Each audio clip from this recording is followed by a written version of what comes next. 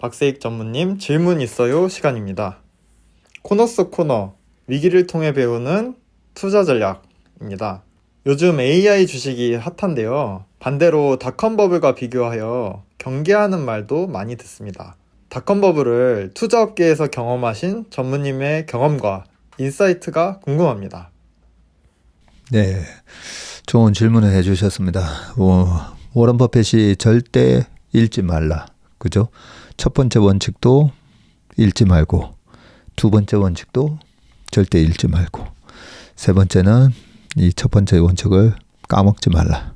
네, 그런 식으로 말씀하실 정도로 읽지 말라인데, 약간 이걸 잘못 해석하시는 분들이 많아요.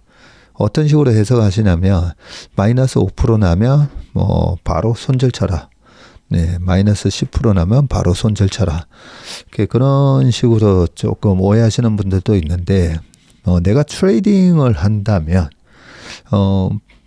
비트코인이라든지 아니면 그림도 마찬가지고 당장 이 자산은 내가 투자하는 투자 자산으로부터 뭔가 현금을 배당을 받는다든지 아니면 임대료를 받지 않으면 그 이익 대비 주가 순이익 이자 비율 주가 순이익 비율 같이 이익을 10억을 버는 회사인데 시총이 100억이다. 그러면 PER 10배 아니면 이익이 10억이 나는데 시총이 500억이다. 그러면 PER 50배 이런 식으로 우리가 PER 아니면 그동안에 벌어놓은 돈이 지금 100억이 쌓여 있는데 이 회사 시총은 200억이다. 그러면 PBR이 2배 이런 식으로 밸류에이션을 할 수가 있는데 그 밸류에이션이 안 되는 투자 자산은 철저하게 이제 트레이딩 개념으로 하시면 돼요.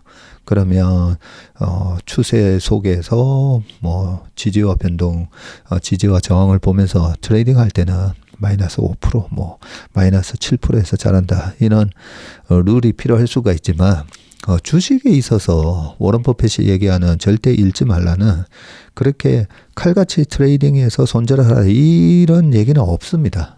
없고요. 내가 투자한 주식이 50% 빠질 수도 있다. 그걸 알지 못하면서 주식을 하려면 하지 마라. 예, 그런 말씀하실 정도로 내가 좋게 보고 산 주식이 언제든지 50% 빠질 수도 있는 겁니다. 그걸 버티라고 돼 있어요. 워런 버핏은. 네, 그렇게 말씀을 하셨지 절대 이제 트레이딩 관점에서 말씀을 하신 건 아니고요. 자, 그러면 절대 읽지 말라는 거에서 내가 사서 물려도 괜찮은 주식. 네, 그게 워런 버핏이 얘기한 위대한 기업을 합리적인 가격으로 너무 싸게 살려고는 하지 말라는 거죠. 싸게 살 기회 잘 안 주니까. 그런 식으로 말씀을 하셨는데 우리가 이 닷컴 버블이나 이런 거를 이제 아셔야 되는 이유는 약세장에 있어서 세 가지 약세장이 있다고 하죠. 로버트 실러 교수님이 이 개념을 말씀하시고 이 부분이 저한테도 굉장히 크게 도움이 됐습니다. 세 가지 약세장, 베어 마켓이라도 세 가지 약세장이 있다는 거죠. 자, 첫 번째가 구조적 약세장. 이게 스트럭처럴 베어 마켓이라고 해서 구조적인 문제 때문에 빠지는 겁니다. 그러면 이 구조적 약세장은 방어주로 갈아타고 이게 아니라 현금이 최고예요. 도망 나와야 됩니다. 이럴 때는. 근데 도망 나오는데 내가 우량 주식을 사서 50% 박살 나고 다시 올라올 거니까 버티는 건 괜찮아요. 근데 보통 트레이딩을 하러 들어가신 분들 중에 신용 쓰시는 분들 있잖아요. 그리고 레버리지 쓰시는 분들. 이런 분들이 트레이딩을 하러 들어갔다가 구조적 약세장에 걸리면 그냥 아웃됩니다. 아웃. 예, 거덜납니다. 반대매매가 나온다는 거죠. 깡통 계좌가 된다는 겁니다. 그래서 우리가 주식을 좀 하다 보면 내가 이제 주식 좀 알 것 같아. 이 주식 내가 확실해 해가지고 확실하니까 돈이 내가 얼마 없으니까 신용 써가지고 이번에 이 회사 성장에 확실하게 돈 벌자 해서 들어갔다가 이 구조적 약세장에 걸리면 그냥 박살 나는 겁니다. 그래서 우리가 닷컴 버블을 공부를 해야 되는 겁니다. 그리고 두 번째 구조적 약세장이 언제였냐면 2008년. 미국발 금융위기, 서프라임 모기지 사태로 발발한 이것도 구조적 약세장이에요. 왜냐하면 말도 안 되게 집을 사서 그걸 집을 살 때 내 돈이 아니라 거의 다 모기지를 많이 쓰니까요. 그러면 나중에 이 원금과 이자를 갚을 수 있는 능력이 되는 사람한테 팔아야 되는데 그 빅숏이라는 영화에도 아주 상세하게 나와 있지만 이자를 갚을 능력이 없는 그런 사람들한테까지 집을 팔았다가 나중에 페드의 17번의 금리 인상으로 페드의 정책금리가 5.25까지 올라가고 지금과 같은 수준이죠. 그리고 10년물 국제금리, 그리고 10년물 국제금리에 의해서 또 보면 소위 말하는 이 모기지 금리가 결정이 됩니다. 모기지 금리도 쭉 올라가니까 이 모기지 금리를 감당을 할 수 없는 소위 말해서 프라임 등급, 우량 등급이 아니라 서프라임 등급, 서프라임 등급에 있는 사람들이 이자를 못 내고 집값이 떨어지는데 담보 비율이 떨어지는 거죠. 거기서 우리가 주식 담보 가치가 떨어지면 돈 더 넣으세요 하는 마진콜이 왔을 때 그런 걸 갖다가 감당을 못하니까 어쩔 수 없이 집을 팔아야 되고 그게 경매가 나가고 경매가 나가면서 집값을 막 밀어서 팔다 보니까 집값은 계속 떨어지고 그러면서 이제 도미노처럼 서프라임 등급에 있는 사람들의 산 집과 그 서프라임 등급의 사람들이 빌린 그 주택담보대출 증권이 전부 다 부실화되면서 와르르 무너졌던 게 그게 2008년 금융위기고 이것도 구조적 약세장이라는 거죠. 자, 그러면 두 번째 약세장은 소위 말하는 이벤트 드리븐 약세장이라고 해서 코로나 같은 이벤트 그리고 이번에 2022년 페드가 금리가 올리면서 약세장 왔잖아요. 그때도 제가 이번 약세장이 어떤 약세장인지 정확하게 이해를 하셔야 되는데 너무 코로나 때랑 똑같이 굉장히 시장이 박살날 거라고 얘기하는 분들이 코로나 때도 한 번 더 박살난다 했던 분들이 똑같이 22년 말에도 여기서 한 번 더 박살난다. 그런 얘기를 하실 때 이번 약세장이 어떤 약세장인지 이해를 못 하시는 거예요. 이번에도 페드가 금리를 억지로 끌어올리면서 만든 이벤트 드리븐 약세장이었던 거거든요. 그렇게 생각을 하셔야 되는데 이게 무슨 큰 구조적 약세장처럼 얘기를 하니까 그 구조적 약세장이 있었던 닷컴 버블이 깨질 때 그때처럼 시장을 해석하고 2000년, 2001년, 2002년 3년 연속 박살났기 때문에 22년에 시장이 박살난 걸 23년에 한 번 더 박살난다. 그러면서 나스닥은 7천까지 빠지고 우리나라 1800 가고 그런 논리를 얘기하는 거 들어보면 안타깝죠. 굉장히 열심히 공부하는 거 그 마음에 진심이 있는 건 아는데 시장에 대해서 약세장에 대한 이 세 가지 유형 중에 이번에도 또 코로나 때도 비슷하게 더 무너지는 거에 배팅을 한 걸 저는 알고 있는데 이번에도 또 똑같은 실수를 하는구나 이런 게 생각을 했던 거죠. 그래서 우리가 그 크게 박살이 났던 이 구조적 약세장의 유형에 대해서 잘 알고 계셔야 됩니다. 그런 차원에서 좀 소론이 길었는데 이 닷컴 버블이 어떤 형태였고 왜 그렇게 구조적 약세장 형태로 해서 큰 폭의 하락이 있었는지 그 부분에 대해서 우리가 좀 이번 기회에 정확하게 알아둘 필요가 있습니다. 정확하게. 자, 그때 당시에 나스닥이 5,100인가 갔었죠, 그죠? 근데 1998년 8월하고 10월달에 좀 큰 문제가 있었는데 98년 8월달에 러시아 디폴트가 생기거든요. 이 러시아 디폴트 때문에 당시에 롱텀 캐피탈 매니지먼트라고 했던 노벨 경제학상을 수상했었던 그런 경제학의 대가분들이 만든 이 롱텀 캐피탈 매니지먼트가 그때 당시에 헤지펀드로는 세계 최대 규모였는데 러시아 디폴트의 사태와 맞물려서 마치 서프라임 모기지 때 리만 브라더스가 날아가듯이 롱텀 캐피탈 매니지먼트가 98년 10월 달에 파산을 하게 됩니다. 이 파산이 굉장하게 두려움을 공포를 자극했고요. 그러면서 그때 당시에 나스닥이 한 1100까지 빠지거든요. 그렇다가 그 시장이 위기가 오니까 그때 당시에 앨런 그린스펀이 금리를 그 전까지 금리를 좀 올리다가 이거 심상치 않은데 하면서 금리를 내립니다. 그러고 나서 이때부터 2000년 초까지 그 1100을 갔던 나스닥 지수가 5100까지 갑니다. 지수가 거의 4배가 올랐었으니까 지금 한번 생각해 보시면 돼요. 지금 나스닥이 16,000인데 이번에 1,800 정도까지 빠졌다가 지금 16,000 왔잖아요. 60% 올랐잖아요. 그래서 최근에 이거 시장이 닷컴하고 비슷하다 얘기하는데 잘못 알고 계신 거예요. 닷컴 같은 사례라면 10,000까지 빠졌던 지수가 지금 40,000은 돼 있어야 됩니다. 40,000. 네, 40,000이 아니라 50,000 정도 가야죠. 예, 그런 측면에서 닷컴에 대한 부분을 조금 잘 약간 모르시고 얘기하시는 부분이 있고, 그리고 여기 이제 지금 제가 여기 자료화면 보시면 나스닥 월봉 차트를 지금 보고 계시는데, 그 닷컴 시절에 왼쪽에 파란색 원으로 제가 표시를 쭉 해놨죠.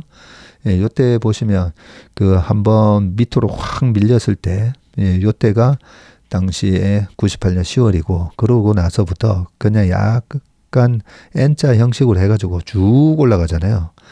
그리고 이 차트를 보실 때 옛날 차트를 보면 옛날에는 1100에서 5100 같고 지금은 16,000이다 보니까 지금 보시는 차트는 무슨 차트냐면 로그 차트예요. 로그 차트.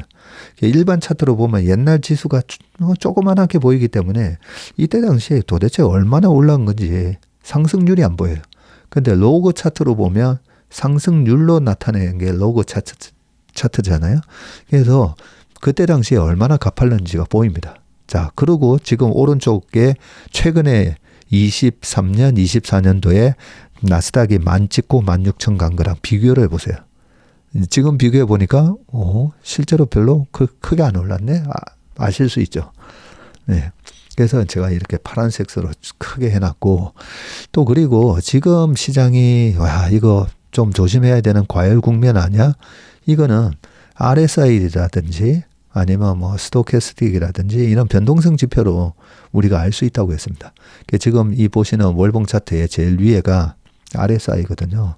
RSI 닷컴법을 깨지기 전에 한번 보세요. 전에 보면 RSI가 위에 지금 70 이상이면 노란색으로 저렇게 표기가 되면서 약간 과열을 보이게 돼 있거든요. 저렇게 이거 월봉상의 과열이니까 몇 개월 내내 과열이라는 말이잖아요.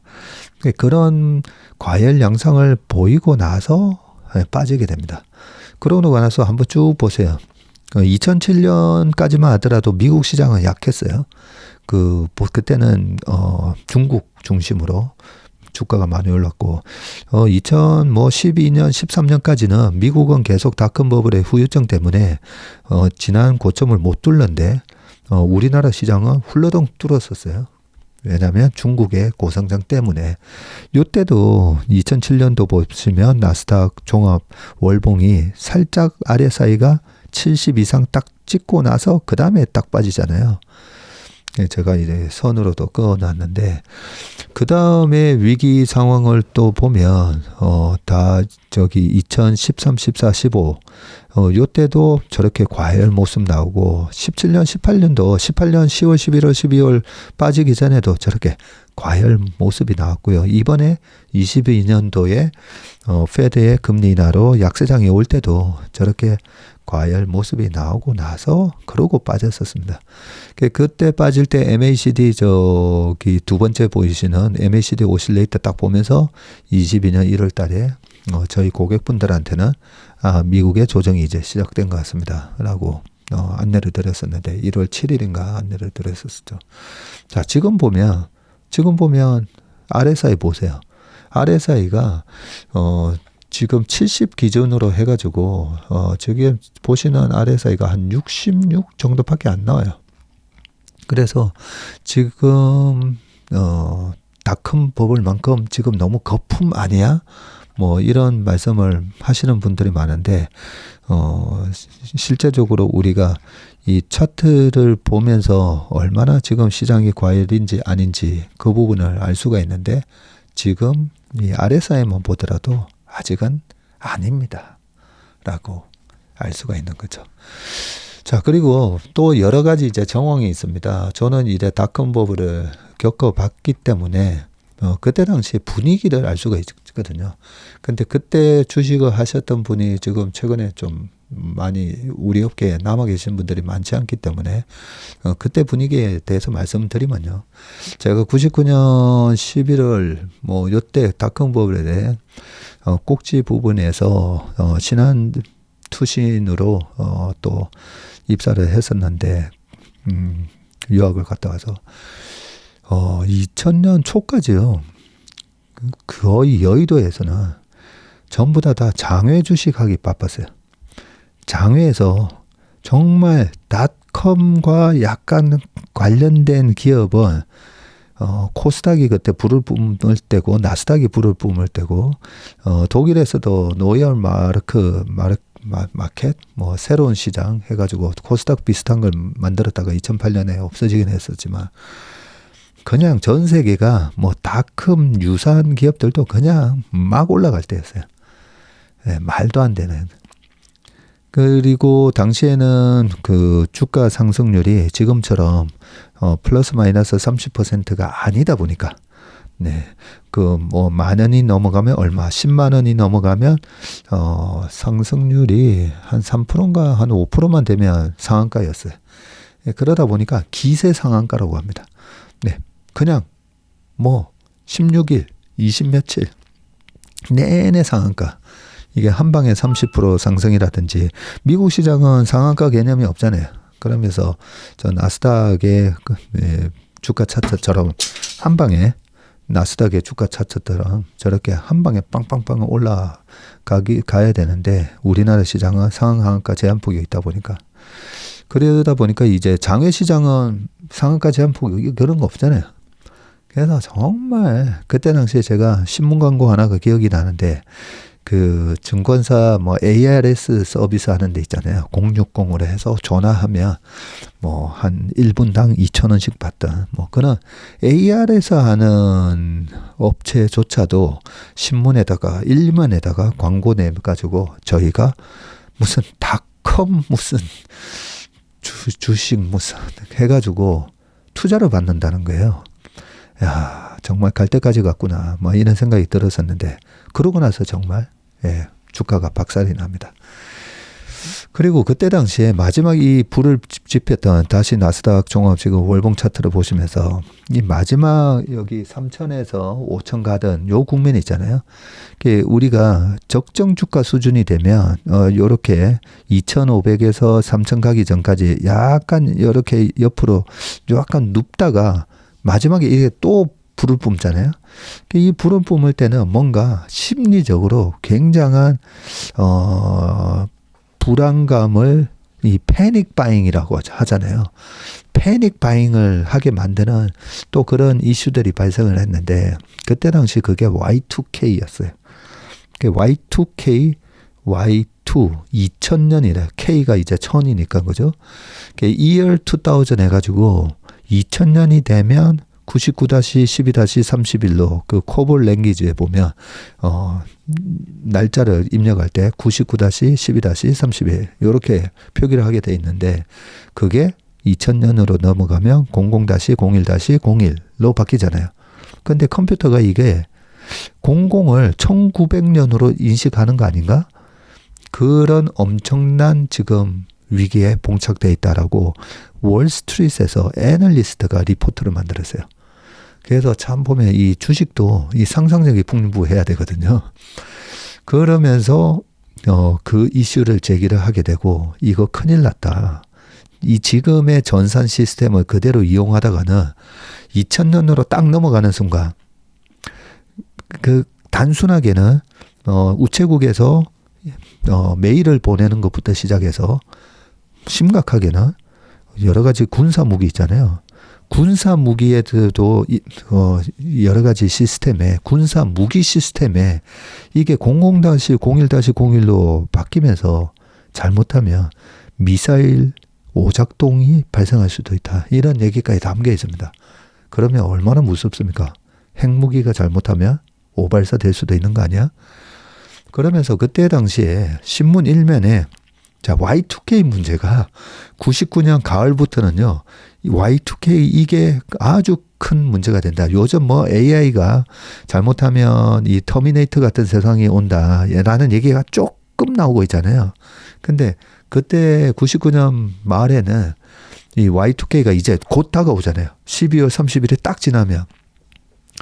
그래서 엄청난 두려움을 쌓게 됩니다. 그래서 어디서 그 스페인인가 어디서 그 메일이 좀 잘못 배달된 것 가지고 그걸 가지고도 벌써부터 Y2K의 부작용이 시작됐다. 막 이런 얘기들도 나오고, 그러면서 안 해도 될 전산 재정비를 하게 됩니다. 그러면서 날아갔던 주가가 바로 시스코였습니다. 닷컴하고 닷컴 세상이니까 통신 네트워크 장비의 1인자였던 그 시스코 주가가 날아가기 시작을 하고요. 그게 이 거품인지 아닌지 이 구조적인 문제, 이 거품이 해소가 돼야만 해결되는 그런 상황이 이제 구조적 약세작을 불러 일으키게 되는 그 배경이 되는 건데, 자, 시스코 주가 한번 보여드릴게요. 자, 요 오른쪽에 자료화면 보시면 지금 차트에 마이크로소프트와 시스코의 97년부터 2003년까지 지금 차트를 보고 계시거든요. 자, 이 차트를 보시면 선으로 되어 있는 게 마이크로소프트 주가고요. 파란 선. 그리고 이 캔들 차트, 월봉 차트가 바로 시스코 차트입니다. 보시면 마이크로소프트의 주가를 뚫고 올라갑니다. 요거는 퍼센티지로 97년 대비해 가지고 어느 정도의 퍼센트로 올라가느냐인데 거의 시스코 주가가 1300%니까 13배가 올라가죠. 네, 그냥 딱 한 2년 조금 지나서 13배 올라갑니다. 13배. 그리고 마이크로소프트 주가도 한 750%까지 올라가죠. 그래서 2000년 3월 달에 시스코 주가가 마이크로소프트를 제치고 세계 1등이 잠시돼요. 네. 참, 그때 마이크로소프트 하면 이 전 세계에 깔린 그 PC에 386, 486, 586 가면서 그 윈도우 95 이후로 해가지고 윈도우가 거의 독점을 하고 안 쓸 수가 없잖아요. 그 어마어마한 독점력을 가진 이 마이크로소프트의 시가총액을 시스코가 잠시 돌파합니다. 그러면 요 시스코가 돌파했을 때 당시에 시스코의 PR이 얼마였냐면 196배였어요. 196배고 이때 당시에 나스닥의 PR이 한 160배 넘습니다. S&P 500, 그나마 기술주 말고도 구경제 주식이 있는 S&P 500조차도 PR이 40배가 넘어갑니다. 그게 정말 거품인 거예요. 그런 거에 비해서 그때 당시에 뭐 아마존, 네, 실적도 안 나는데 뭐 아마존 주가 100불 넘었다가 2001년도 되면요 1.6불까지 빠져요. 100불 넘었던 게 1.6불이니까 마이너스 94% 나는 거죠. 네, 그 정도로 주가가 박살이 나는데 그 이후에 자 지금 24년 됐을 때 지금 마이크로소프트와 시스코의 차이는 어떻게 되는지 또 한번 보여드릴게요. 좀 전에는 2003년까지 보셨는데 지금은 2024년까지 지금 파란색 차트가 마이크로소프트잖아요. 거의 6000%. 야, 6000%면 이게 도대체 몇 배입니까? 60배잖아요. 자, 그 90년대 말에 강남의 아파트가 평당 1000 했거든요. 평당 1000 했던 그 강남의 아파트가 지금 평당 1억에서 1억 1000 하고 있습니다. 11배 올랐어요. 11배. 다른 지역도 비슷하게 올랐습니다. 다른 지역도. 그냥 물가 상승을 제가 말씀드리는 겁니다. 그때 뭐 강남에 집을 샀었어야 되는데 서울에 아파트를 샀었어야 되는데 뭐 이런 얘기들을 많이 하시는데 실제로 마이크로소프트 주식을 샀으면 60배 1억이 60억이 된 거예요. 그러면 그때 강남에 27평짜리 2억 7천 사놨었으면 180억 된 거죠, 거의. 그런 식으로 마이크로소프트 주가는 그렇게 올라갔고요. 시스코는 어떻게 됐냐면 시스코는 2000년 초에 기록했던 그 주가 아직 회복 못했어요. 네. 그래서 우리가 이 거품 영역에서 주식 사는 거를 아주 조심하였어야 됩니다. 그래서 워런 버핏이 절대 읽지 말라는 거에서는 아무리 좋은 기업이다 하더라도 너무 사람들의 그런 포모 현상에 그 과열된 분위기에서 주식을 아주 비싸게 사잖아요. 그러면 이런 고통의 시간이 반드시 있게 됩니다. 그런 차원에서 우리가 닷컴에 대한 공부를 많이 해놓으셔야 되고요. 닷컴에 대한 징후는 좀 전에 말씀드렸듯이 일단은 펀더멘털 분석으로 지금 S&P 500이 21배가 됐어요. 5,200에서 21배. 근데 이익이 그때 당시에는 이익이 무너지는 닷컴 뽑을 때는 보면 이익이 안 납니다. 막 이익이 안 나는데 주가만 된통 올리다 보니까 그 다음에 후유증이 심했죠. 근데 지금은 이익이 아주 단단하게 올라가요. 단단하게 올라가고 그리고 좀 전에 로고 차트 보셨지만 이제 겨우 22전 바닥 대비 60% 올랐네. 네, 그런 부분들 감안하셔야 되고 PER이라든지 밸류에이션 지표도 그렇게 아주 부담스러운 수준은 아니다라는 거. 그리고 전체적인 분위기, 시장의 분위기가 무조건 그냥 닷컴 아류작이든 무조건 그냥 묻지마 투자. 예, 그때 나왔던 얘기가 코스닥 묻지마 투자였어요. 예, 아니 이 주식 왜 좋은데? 라고 물어보면 설명이 안 되니까. 예, 설명이 안 되니까 야 묻지마. 그냥 투자해. 주식은 피터 린치가 얘기했잖아요. 1, 2분 안에 이 주식을 왜 사야 되는지 간단 명료하게 쫙 얘기할 수 있어야 된다고. 근데 뭔가 얘기할 거리가 없다 보니까 야 묻지 말고 그냥 투자해. 이렇게 되는 거거든요. 여러 가지 닷컴 이런 거품이 생길 때는 여러 가지 정황이 있습니다. 네, 그 지나친 성장 스토리에 대한 확신, 그게 케인즈가 쓴 이자와 고용과 화폐에 관한 일반 이론에서 나오지만 고용과 이자와 화폐에 관한 일반 이론이죠.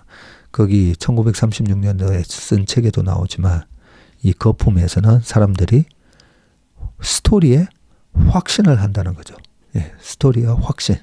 그래서 내가 뭔가에 확신을 하고 있을 때 되게 조심하셔야 됩니다. 자, 그리고 이런 기술적인 지표라도 잘 할 수 있으면 저렇게 MACD 오실레이터가 음으로 전환이 되고 RSI가 과열해서 딱 꺾어지고 밸류에이션도 비싼 영역에서 딱 꺾어질 때 그럴 때 잽싸게 도망 나올 수 있는 그 정도의 순발력과 이 매매의 기술을 가지고 있지 않으면 처음부터 거품인 주식 안 사는 게 최선의 방법이라는 그런 생각도 듭니다. 네, 닷컴 버블의 사례에 대해서는 요 정도 말씀을 드리고요.